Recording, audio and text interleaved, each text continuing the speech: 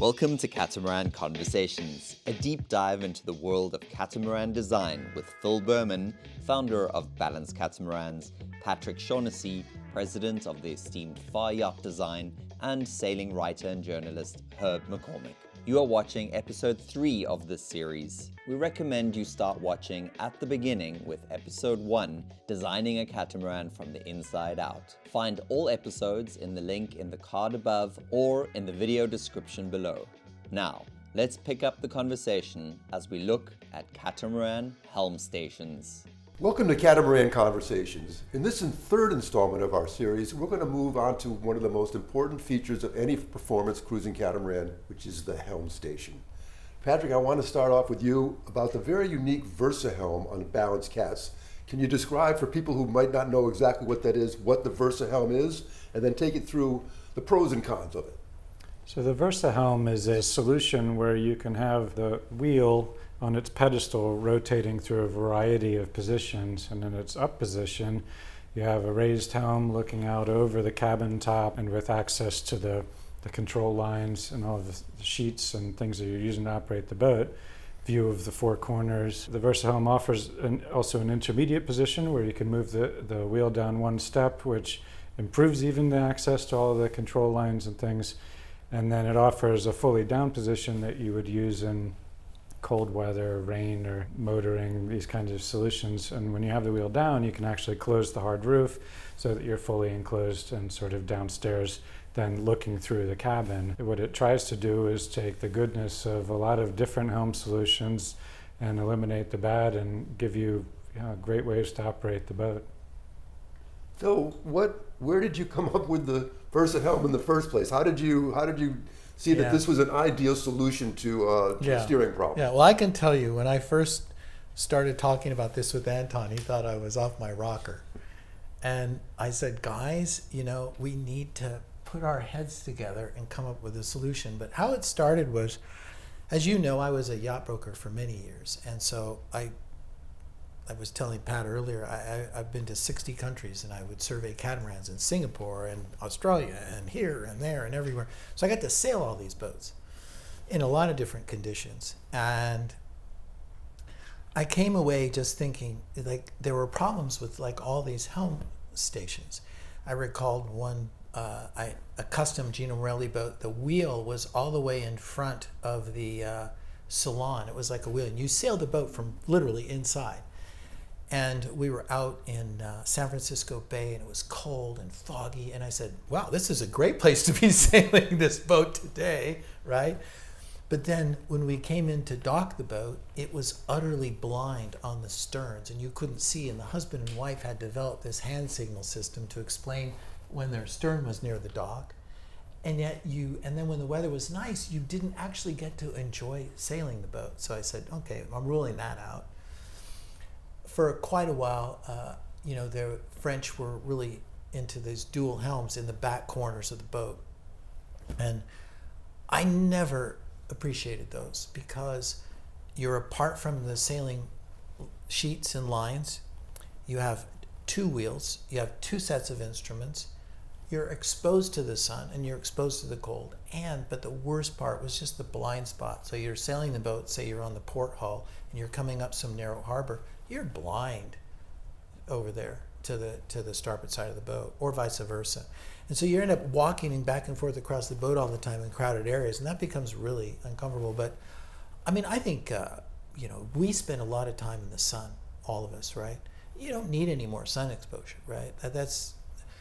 And then the cold side of it. So, and what happens is that if you do want to have sun protection or cold weather protection, you end up having to enclose these things also, again, with eyes and glass and whatever, and it just doesn't work, right? It's not attractive.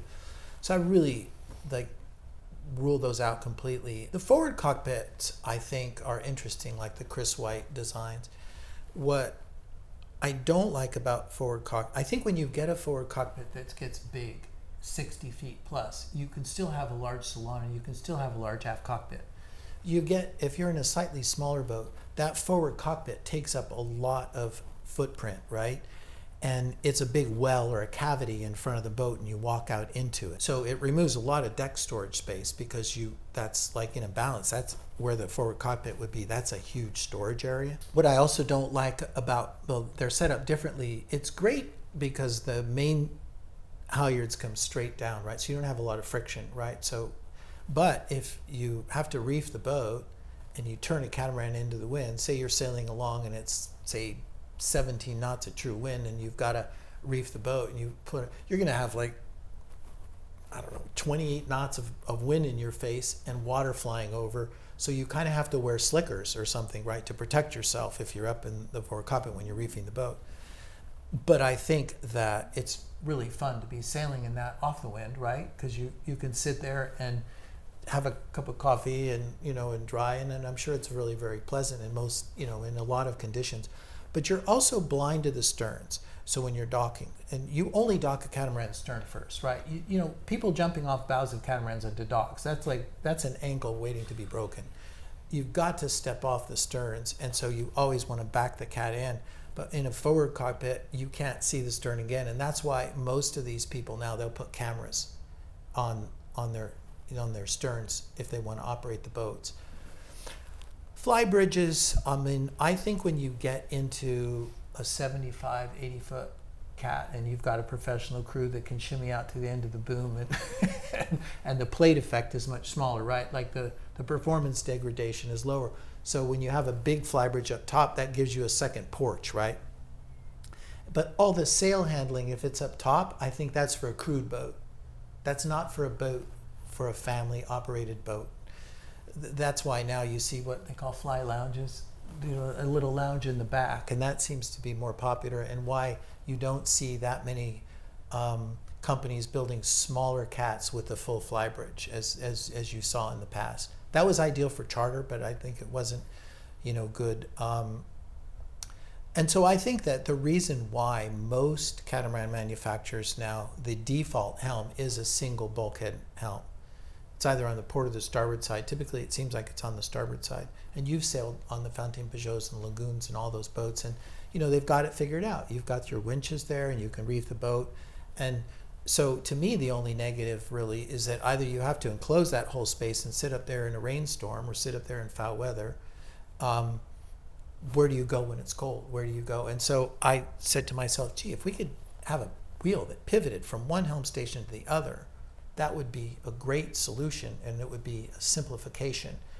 The critical thing, to me, was that we had these sight lines up and down, and I think the sight lines from inside of Balance are incredible, and that's a testament to Anton and Johnny and me working on it together. It really took a lot of guys, to figure that out. I don't believe in tillers. I don't see that. That sounds kind of fun and sporty, but I don't really see sitting there sailing a cat with tillers. The point that Pat raised is what I would say the only real objection from a sailing perspective is that because the VersaHelm is on the starboard side, when you're on a port tack, you're looking up at the sail, right? Yeah, no one likes the leeward side of a mainsail. You're You're looking at the leeward side of the mainsail, and you're sitting in the slot. So when you're sailing to windward, you've got the wind is really pushing through there, right? And so to really set your sail trim, if you'll walk out and you'll look up, because I find that I need to look up at the mainsail to get the twist the way I want it and such. So that would be, I suppose, probably the one negative. Of course, most of the cats that have the single bulkhead helms, the more production cats, they're hydraulic steering. Okay, so that big part of the VersaHelm is that it couldn't be hydraulic. We had to have pulleys. It had to be a mechanical system, because if it's not a mechanical system, you really lose all the feel, for the boat. It's just not, as much fun to sail. Yeah, so that was really the reason, for the VersaHelm. On our big 75, we have a VersaHelm on the starboard side, and we have a fixed wheel on the port side. Okay, so that if you're sailing and you want to look up at the sails, then you can go over to that other helm, right? But it's really good to have all the lines come to one place, because what happens when you have dual helms on the bulkhead, you end up having to split rigging, right?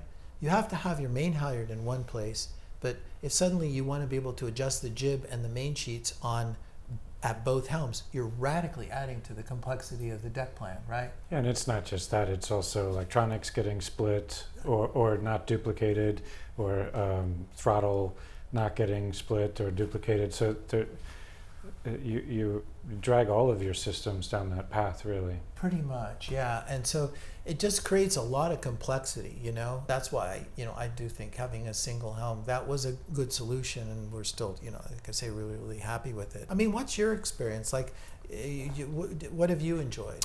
Well, to me, boats are compromises, and almost all of these different steering stations are compromises. The Flybridge on a big French catamaran, you know, you get up there and it's like steering a bloody tennis court.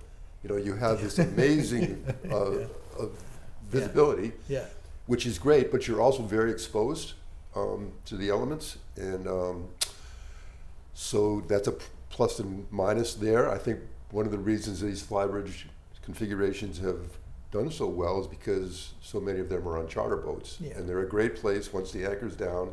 They go up upstairs and turn your music on, and you survey the whole anchorage, and it's wonderful.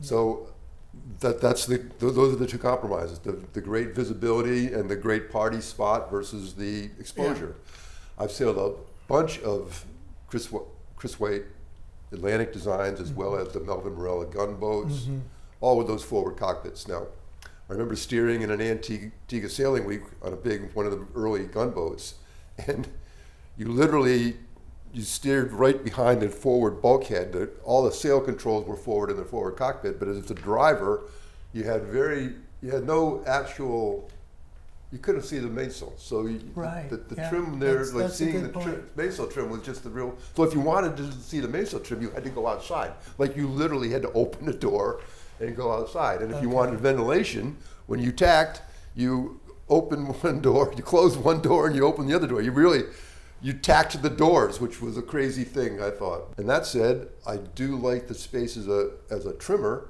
to be forward and have everything right at hand. All your halyards, all your sheets, right there forward, and it's all on big winches, and you can see, as a trimmer, you can see everything. Yeah. So there's a compromise there. From the trimmer, it's great. From the driver, it's not so great. So I can see the pros and cons on both. And I'm just wondering, Patrick, if you had a chance to sail some different types of these boats, and what your impression is. Yeah, to be honest, when we first started down the catamaran path, the first place we looked was at some Chris Waite boats. The problem, particularly for us at the size range we were looking at of boats, is that you can't really accomplish a forward cockpit in a small boat without sort of compromising a lot of the other aspects of the boat. I think that it's more and more difficult at small sizes, and ultimately I really feel like the VersaHelm ticks most of the boxes and compromises the least things. And I think on the boat, when we're sailing, if we can overcome the mainsail setup on the other tack, through creating repeatable sail trims and stuff, then I think you basically overcome everything. I think it's pretty genius. On our 75, we're launching our first 75 this year. It's a gorgeous boat. We have a forward cockpit, okay? And in the forward cockpit, that's where the head sails are managed, okay? But then we have a VersaHelm on the starboard side for the reefing and and then we have a fixed wheel on the port side. So that's everything, right? So you can see the sails on both sides, and you have a forward cockpit, but you give up, like he says, you give up way too much space in a smaller boat. Like, you really want to have a large salon and large cockpit in the boat. And the other thing too is you're challenged with storage, but also you probably can't accomplish it with the thwartship beds in the interior, and so there's a bunch of we just make the boat beamier. None of these things can be really viewed in isolation, right? And so it's easy to talk about them in isolation, but they're part of a larger system, Yeah. Well, and the fact of the matter is, many cruising couples, particularly short-handed cruising couples, are going to be running on the autopilot for long periods of time. So does it really matter where the helm is Patrick, when we get down to the end of the day, if 80% of the time you're running on an autopilot anyway? It does for me, because I'll be keeping an actual lookout, I think, and I like being in the environment, so I think I spend a lot of time upstairs, right? But everybody uses their boats differently, and I think what works well here is that you give people the flexibility to use their boats differently. Yeah, okay, that's interesting. I mean, I'll tell you what I think is the most valuable part of the VersaHelm in the down position is every once in a while I go to boat shows. They're an outdoor event. You know that. You've been in boat shows where it's pouring rain and whatever. And all of us in the boating industry, we have to bring our boats in and get them docked and get them ready for the boat show. And I was at the Cannes show a few years back, and we had a VersaHelm boat, and there are these guys with their Flybridge boats, and it's raining. I mean, it's cats and dog raining. They're all up there cold and shivering. There's people with their dual helms aft, and they're cold and raining. And we've got the wheel down, and we've got our throttles, and we can dock the boat, we can steer the boat, we're totally warm. And I thought to myself, what a shame it's raining so hard at the Cannes Boat Show, because the best time to appreciate the VersaHelm is when it's pouring rain, right? But I do think it's the ability to steer the boat and motor. Say if you're going in Maine and it's cold outside and you want to get around crab pots, you can alter your throttle and you can still steer your boat. But I think most people leave the helm in the down position when they're on watch, when they're passage making, you know. But it is funny, like you can actually sail the boat to windward down below, but you have to do it through the instrument. And I find that between 32 and 36 degree apparent wind, you know, you can kind of sit there and sail the boat. But you know, you're right. When you're really doing long passages, you're going to be on the autopilot. Well, and I mean, we're all sailors and we all love sailing. That's really, it sort of begins there and ends there for us in many ways.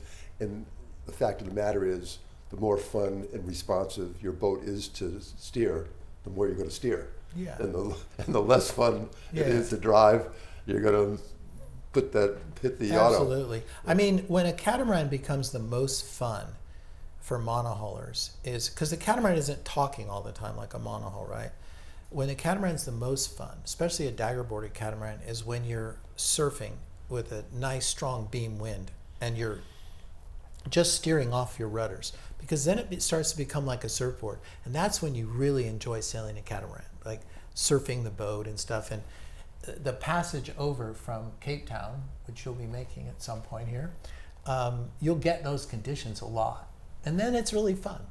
You know, it makes sailing fun. I think cats, though, I think they need to get going to be more exciting, right? Because the monohull's always talking; it's always bobbing around, you know. Yeah, and I think you have to learn, if you come from monohulls, you have to learn a different language of how the boat's talking to you, right?